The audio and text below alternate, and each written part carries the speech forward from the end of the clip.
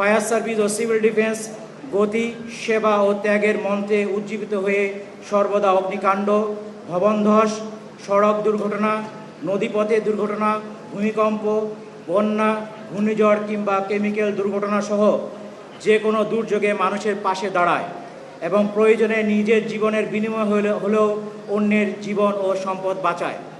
তাই স্বাধীনতা পুরস্কার প্রাপ্ত আমাদের এই বাহিনী আজ দেশের সর্বস্তরে আস্থা অর্জন করতে সমর্থ হয়েছে।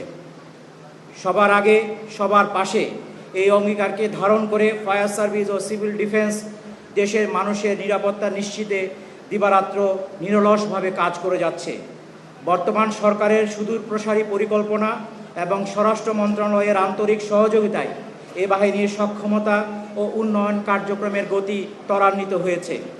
নতুন ফায়ার স্টেশন স্থাপন, আধুনিক অগ্নি নির্বাপন ও উদ্ধার সরঞ্জাম সংযোজন, ফায়ার একাডেমি স্থাপন পরিকল্পনা ইত্যাদির মাধ্যমে আধুনিক ও আন্তর্জাতিক মানসম্পন্ন জরুরি সেবাদানকারী বাহিনী হিসেবে গড়ে তোলার পরিকল্পনা করা হয়েছে। আমাদের এই সক্ষমতা বৃদ্ধিতে সরকারের দুর্যোগ ব্যবস্থাপনা ও ত্রাণ মন্ত্রণালয়, গৃহায়ন ও গণপূর্ত মন্ত্রণালয়, বিশ্বব্যাংক, জাইকা ইত্যাদি সংস্থাও গুরুত্বপূর্ণ ভূমিকা পালন করেছে।